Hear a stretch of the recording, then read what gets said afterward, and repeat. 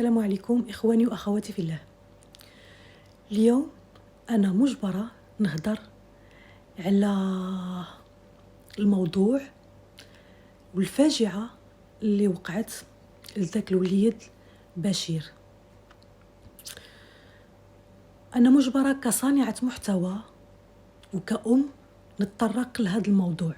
بشير وليد في عمره 13 سنة تعرض للاغتصاب من قبل 13 أو 14 شخص.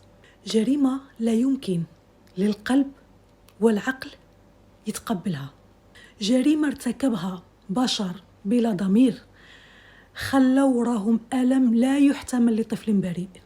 اليوم كندعو الشرطة، العدالة، القضاء والجهات المختصة للتحرك فوراً للقبض على هؤلاء الجنات وتقديمهم إلى العدالة بأقصى سرعة ممكنة.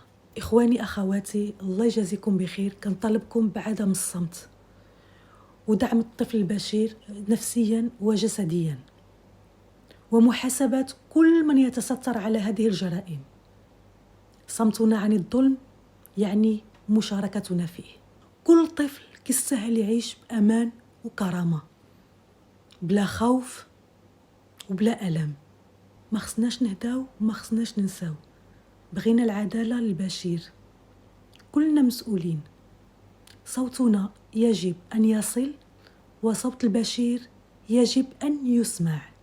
أيها المجتمع، أيها المسؤولون، هذا هو وقت التحرك وهذا هو وقت العدالة. شكرا، السلام عليكم.